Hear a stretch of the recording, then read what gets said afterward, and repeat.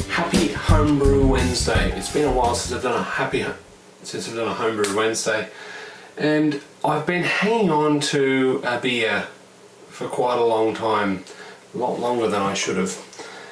This one that I'm going to be drinking tonight is the grain to glass Pinot barrel aged Belgian quad from Chris from No Quarter Brewing.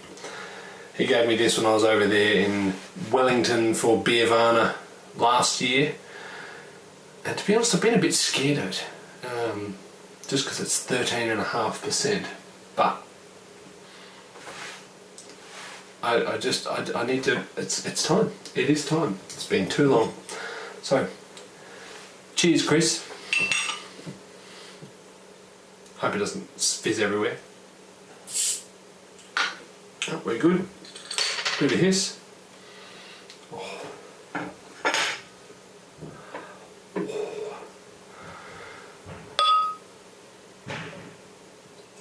Now this has been sitting in my fridge for the last, oh my goodness,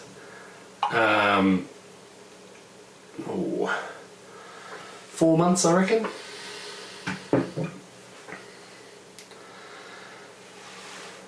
It's deep. Don't know if you can see that very well. Colour is like a ruby. It's got a red colour. Wow, how am I going to show you that red colour? Let's see if I can get this light behind it. There you go, look at that. I don't know if that had the colour from the grain or if that's been picked up from the Pinot barrel. But yeah, looks the business. Oh, it's got that big sort of sticky prunes.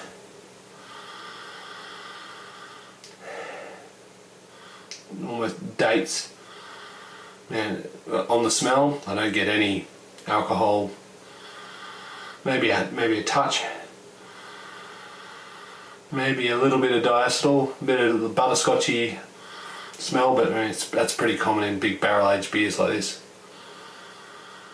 I'm going to dive in and I'm going to enjoy the hell out of this beer. I think. I pretty much already know. So cheers, Chris, and I really appreciate you giving me this bottle of very rare liquid gold. So cheers.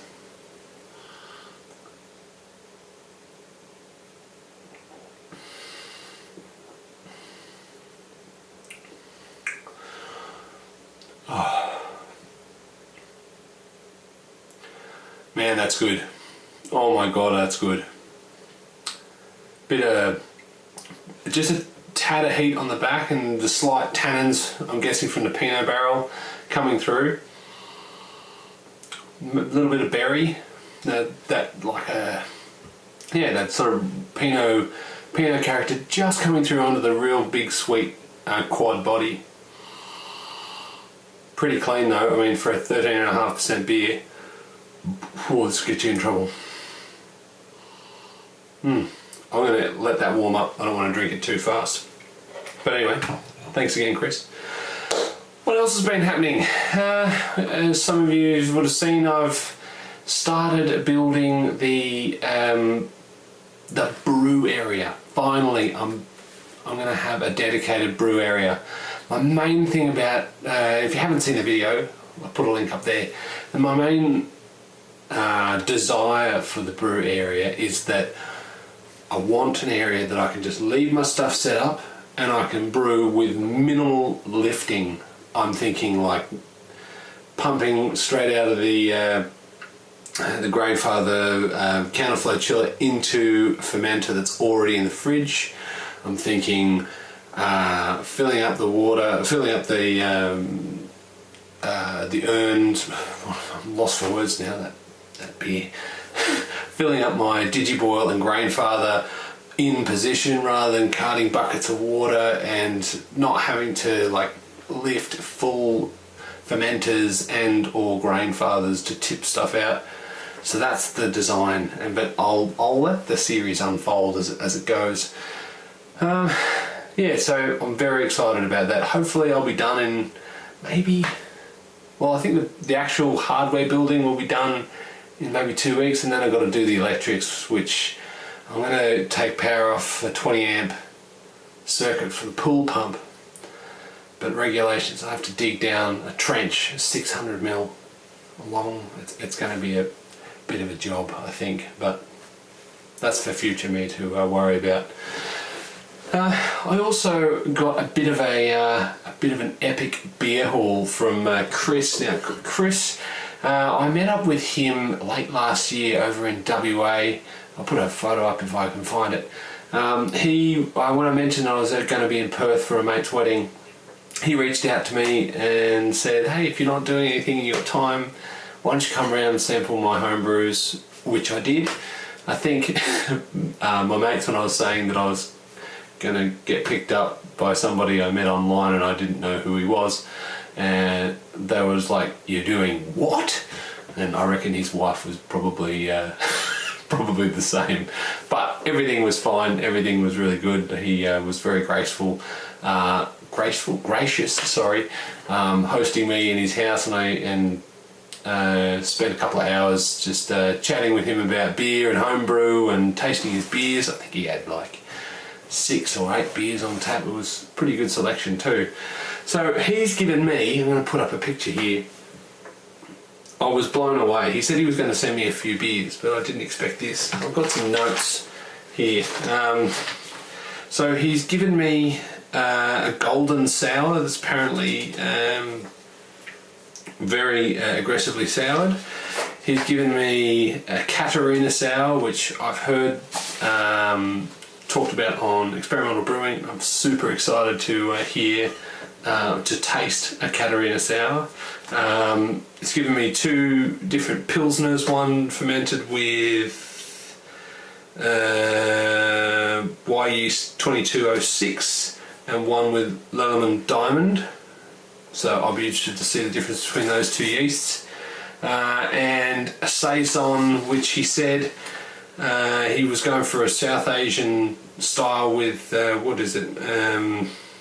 kaffir lime leaves, lemongrass, coriander seeds. And he made a vodka tincture with lemongrass, kaffir lime, galangal, chili and fresh turmeric. But he chickened out adding the tincture to the whole keg.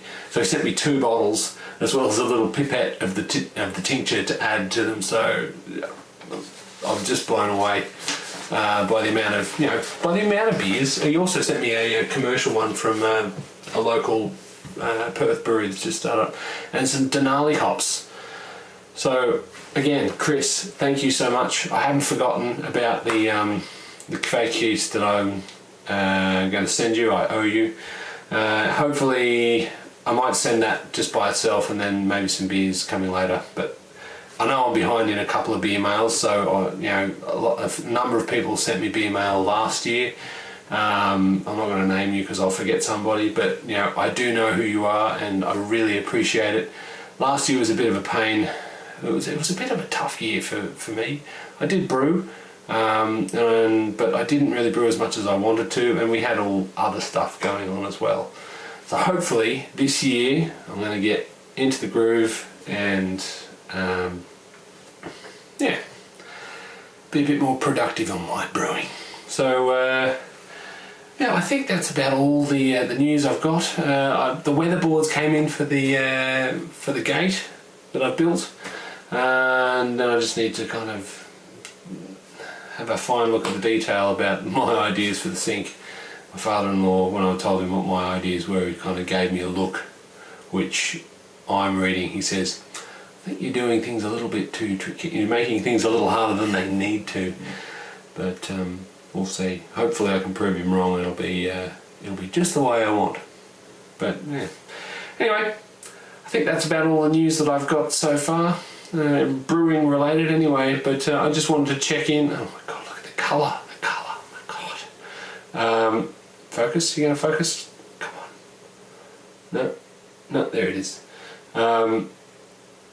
Just wanted to say happy Homebrew Wednesday to everybody, and I hope you're having a great week, and I look forward to talking to you all whatever in the next video. Thanks again, Chris and Chris, for the beer and the epic Beermail. So this has been Stass from Stass Brewing. I'll see you in the next video. Cheers.